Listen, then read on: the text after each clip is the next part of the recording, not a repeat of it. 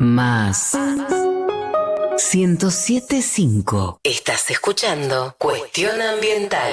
Bueno, sí, seguimos acá en este programa y lo prometido es deuda porque vamos a hablar ahora de algo que pasó en la primera semana de la cumbre, porque bueno, esto de que la plata no está, de que hay poca plata, de que todavía no está el acuerdo, como decía yo, que no sabemos cuándo va a terminar, porque hoy sigue ahí en Bakú, en Azerbaiyán, y siguen negociando y negociando. Pero pasó algo muy interesante porque, como el año pasado en Dubái, un tema que siempre era muy espinoso, muy escabroso, que está en el artículo 6 del Acuerdo de París, firmado en 2015, habla del tema del comercio de emisiones de carbono. Siempre era como un tema polémico porque no se ponían de acuerdo los países. Bueno, resulta que como así sorpresivamente, como en Dubái pasó con pérdidas y daños, con un fondo especial diseñado para pérdidas y daños que se peleaba hacía 20 años. Bueno, este tema que se discutía no hacía 20 años, porque el Acuerdo de París es de 2015, pero se venía discutiendo hace mucho tiempo. Bueno, resulta que parece que hubo acuerdo y establece como algunos mecanismos que tienen que ver con ese comercio de emisiones. Por supuesto, es una cosa súper técnica que entienden los economistas y los expertos que se dedican a esto, pero además a mí me interesa mucho que lo podamos entender porque es un tema de oportunidades para los países, por ejemplo, como la Argentina, que son agroexportadores. Bien. Así que vamos a presentar a alguien que nos está escuchando, que nos atiende amablemente desde Colombia, que él es experto, sabe y le vamos a preguntar todo. Él es Camilo Trujillo, politólogo con estudios en sostenibilidad y comercio de emisiones y actualmente se desempeña como líder para América Latina y el Caribe de la Asociación Internacional de Comercio de Emisiones. Él lo que nos va a tratar de explicar, o lo que yo le voy a preguntar por lo menos, es de qué se trata todo esto y por qué nos tiene que importar. Camilo, gracias por atendernos. ¿Cómo estás? Muy bien, muchas gracias. Gracias a ustedes por la invitación. Bueno, nada, fue sorpresivo como ocurrió más o menos el año pasado en Dubái con el tema, decía, del Fondo de Pérdidas y Daños, que este año dijeron, bueno, listo, artículo 6.4, para los oyentes, no les decimos que se memoricen ningún artículo ni nada, sino que queremos saber por qué es importante y primero, no sé, si querés explicarnos como básico, ¿qué es esto de las emisiones de carbono y cómo se pueden comprar y vender? Listo, perfecto. Bueno, digamos que es importante que se haya llegado a este acuerdo. Todavía estamos esperando que se den algunos acuerdos finales, quizá hoy, o si de pronto las negociaciones se extienden el fin de semana. Y lo quiero remarcar es porque es uno de los últimos artículos del Acuerdo de París que faltaba por terminar de reglamentar. ¿Qué importancia acarrea esto, digamos, para el tema de reducción de emisiones y en general para el Acuerdo de París? Es una vía en la cual los países pueden cooperar para reducir emisiones conjuntamente y comúnmente se le conoce el artículo de los mercados de carbono. Básicamente aquí lo que se hace es que países que tienen la necesidad de reducir sus emisiones para cumplir con sus metas dentro de las NDCs pueden apoyar a otros países para que se generen actividades de mitigación, bien sea, por ejemplo, no sé, eficiencia energética, bien sea, por ejemplo, restauración natural, bien sea, por ejemplo, no sé, proyectos incluso de carbono azul o proyectos, por ejemplo, de transformación tecnológica, transporte sostenible. Entonces es una suerte en la cual un país desarrollado o un país que quiera aumentar sus metas de mitigación o cumplirlas, está llevando recursos a países en vía de desarrollo para que se generen estas iniciativas de mitigación. Y esto pensándolo dentro de la dinámica de los países como los nuestros en América Latina, que necesitamos también capacidades tecnológicas, que necesitamos también recursos. Es una forma de hacer que lleguen recursos a nuestras economías y que se puedan reducir, digamos, gases de efecto invernadero en nuestros países, pero que también parte de esa contabilidad entonces se repartiría. Porque entonces si esos países desarrollados están inyectando recursos en nuestras economías para reducir emisiones, ellos también tendrían derecho a parte de esas reducciones de emisiones para que cuenten en su contabilidad de reducción de emisiones. No sé si por ahí de pronto nos vamos haciendo entender un poco en qué consiste esta idea de mercados de carbono y cómo los países pueden cooperar. Sí, se entiende perfecto. Ahora, una gran pregunta es, sí, toda esta situación de mercados, de compra, venta, oferta, demanda, digamos, la economía capitalista, digamos, que nos trajo hasta acá, ¿es la misma economía que nos va a salvar? Yo creo que esa es una muy buena pregunta y aquí y me parece interesante porque es una respuesta más un poco filosófica que técnica. Yo te voy a ser muy sincero, por ejemplo, de lo que yo pensé cuando salí de la universidad y yo digo, hoy en día es un hecho que estamos en una economía capitalista, ¿cierto? Si queremos hacer un cambio abrupto, creo que sería un poco tormentoso, digamos que eh, tendría muchas implicaciones y digamos lograr eso es muy difícil. Yo creo que hay que aprovechar las herramientas que hoy en día tenemos y saber jugar con el mercado al beneficio climático. Eso es, digamos, que un poco el pensamiento que nosotros vemos. Un caso muy claro es el caso de Inglaterra. Uno escucha, por ejemplo, Inglaterra como país y ellos son un país que han logrado reducir sus emisiones de una forma muy fuerte desde 1900, los años 90 aproximadamente, y aún así han seguido una senda de crecimiento económico. Entonces, es una muestra de que sí se puede seguir con una economía de mercado, pero a su vez reducir emisiones. Yo creo que más allá es el cómo lo hacemos, es decir, cómo logramos que esto ocurra, porque en la teoría todo puede ser bonito, por decirlo de alguna forma, pero lo importante es cómo hacemos que estas teorías sí se apliquen de buena forma, como en este caso, donde está el ejemplo de Inglaterra y hay otras economías que también han logrado una senda de crecimiento económico mientras se reducen las emisiones. Y el mercado de carbono tiene algo muy importante, habla el lenguaje del sector empresarial. Hoy en día, justo que estamos en esas discusiones de lograr esta nueva meta de financiamiento, digamos que hay un punto muy importante, es que se incluye a los mercados voluntarios de carbono de alta integridad como una de esas herramientas novedosas para lograr financiamiento. Entonces, yo digo que es una forma en que las empresas que tanto necesitamos que pongan recursos, porque los países están en estos momentos en ese vaivén de cuánto va a ser esa cifra de financiación. La mañana vi que iban en 250.000 millones de dólares, pero que la cifra tenía que ser mucho más según los países en desarrollo, incluso están aspirando a 1.3 trillions de dólares. Yo creo que es una forma muy, muy importante para atraer recursos del sector privado, que entienden el mercado y también hablan este lenguaje. Hablando de eso, entonces, porque vos ya das por sentado que existe un mercado, que puede haber un intercambio de emisiones, que hay experiencias que empiezan a verse. Acá también de lo que acabas de decir se interpreta que puede participar el sector privado, pero también puede participar el sector público. Contame y contanos un poquito cómo es este mercado. O sea, obviamente, no sé, es como una bolsa, hay un índice tipo Nasdaq, Contame un poquito más de eso y si es posible conocer si existe, por ejemplo, un precio del carbono.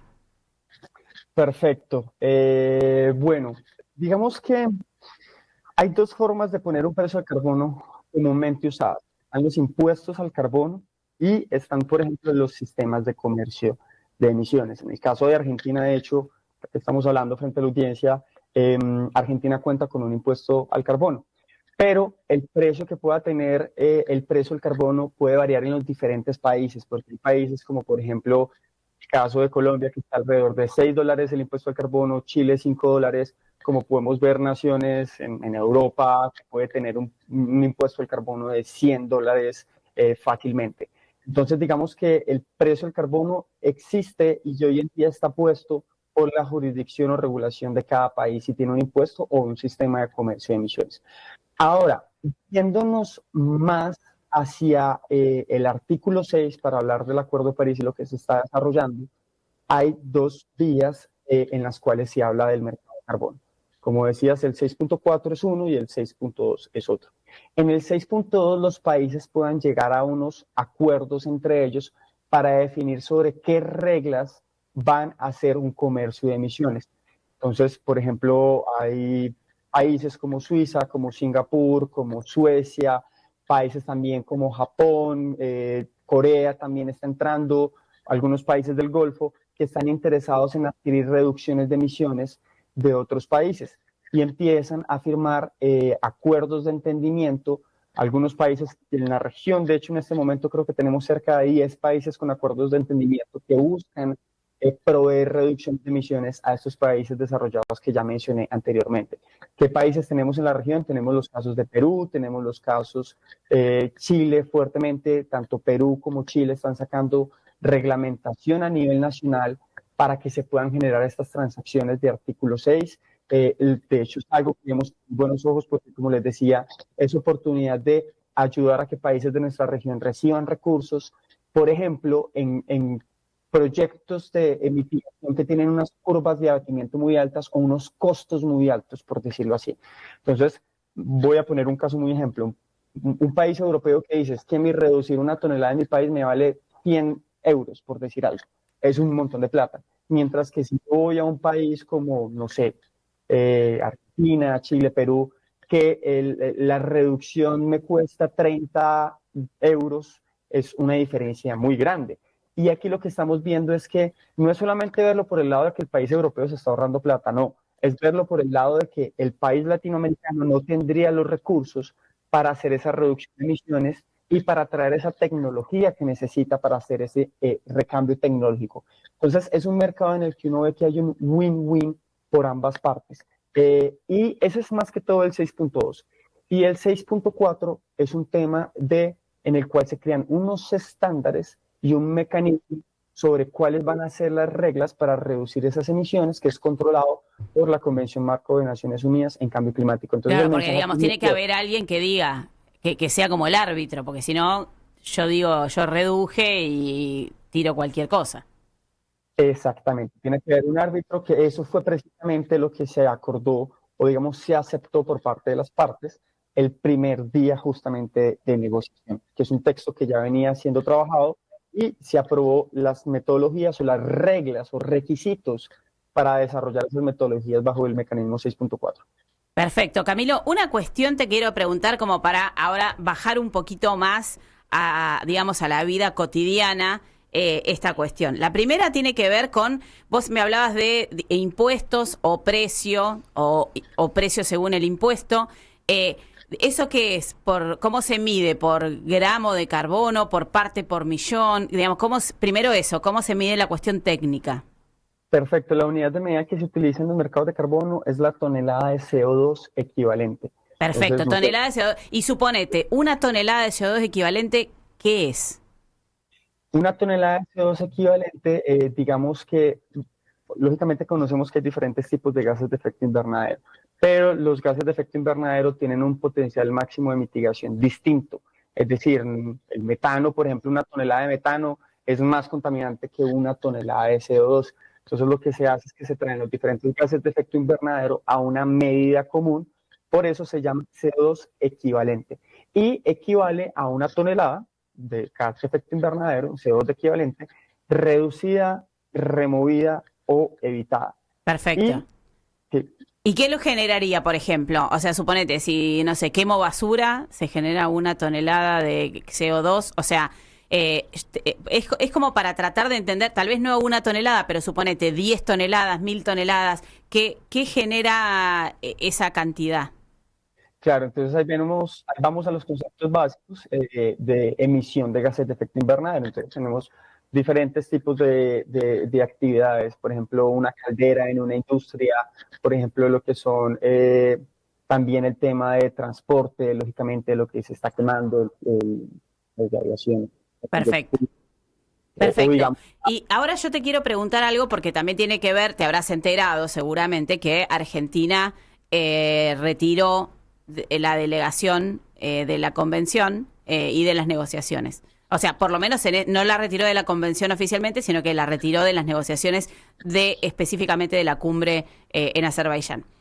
Pero ¿por qué para nuestros países esto es una oportunidad? Porque, por ejemplo, nosotros que somos un país agroexportador, hay actividades que tienen que ver con el uso del suelo, con la forestación, por ejemplo, o con evitar la deforestación, que, por ejemplo, podrían capturar ese carbono. Entonces, a nosotros nos podrían pagar por evitar que esas emisiones se generen, ¿no es cierto?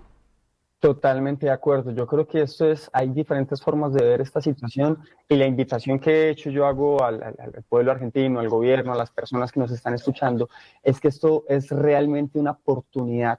Como yo venía diciendo, lo que se permite es traer recursos a nuestras economías. De hecho, hay unas cifras muy importantes. En el 2023, esto es un dato de MSCI, que lógicamente es una empresa de consultoría muy importante en datos y mercados financieros, cerca de 1.200 millones de dólares, es decir, en billions, se invirtieron en América Latina para desarrollo de proyectos de carbono. Y como tú venías diciendo, hay actividades, por ejemplo, en agricultura, donde se puede capturar carbono con buenas prácticas, en temas, por ejemplo, de ganadería, proyectos silvopastoriles, donde se puede, digamos, reducir emisiones con buenas prácticas y te pueden fácilmente estar reconociendo cada tonelada de CO2 reducida o removida en $10 aproximadamente. Imagina cuántas toneladas no se pueden reducir en el sector agropecuario argentino. Y también, de hecho, Misiones tiene un caso muy interesante porque la provincia de Misiones en este momento tiene un proyecto jurisdiccional que es de conservación de bosques y hay unas grandes empresas que contaminan a nivel global y están comprando estos créditos para compensar sus emisiones y también tener una ruta de descarbonización. Entonces yo creo que el mensaje es no mirarlo como que el cambio climático es una carga, sino que al contrario, es una oportunidad para tú tener unos sectores más competitivos, traer recursos y algo no menor.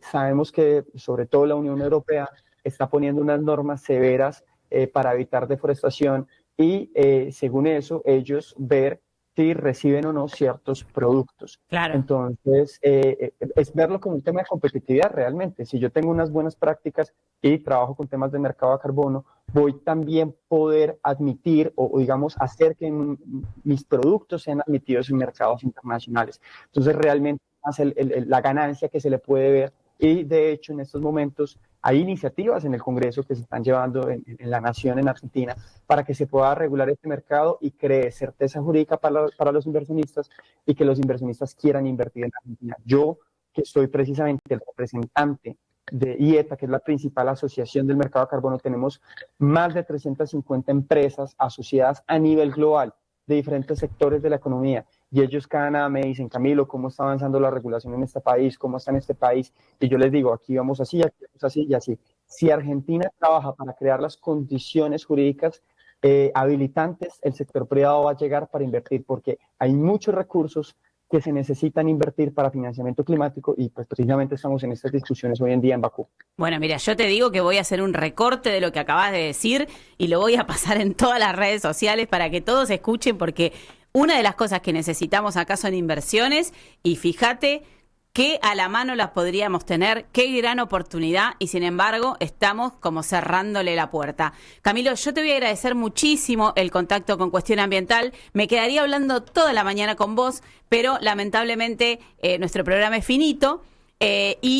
Seguramente sí volveremos a contactarnos porque también yo quiero ver qué pasa, ¿no? Porque esto que vos decís también es central. Tiene que haber un control, tenemos que ver cómo empieza a funcionar, porque bueno, ahora se reglamentó, pero bueno, vamos a ver cómo marcha, ¿no? Claro que sí, tienes toda la razón, Laura, y no, antes agradecido de compartir con ustedes, dialogar, es un tema técnico y la idea es hacerlo más sencillo para los oyentes y digamos para que lo podamos sacar adelante todos y podamos traer recursos a nuestra región. Muchísimas gracias, hasta luego. Entonces, desde Colombia nos hablaba Camilo Trujillo, él es politólogo con estudios en sostenibilidad y comercio de emisiones y actualmente se desempeña como líder para América Latina y el Caribe de la Asociación Internacional de Comercio de Emisiones.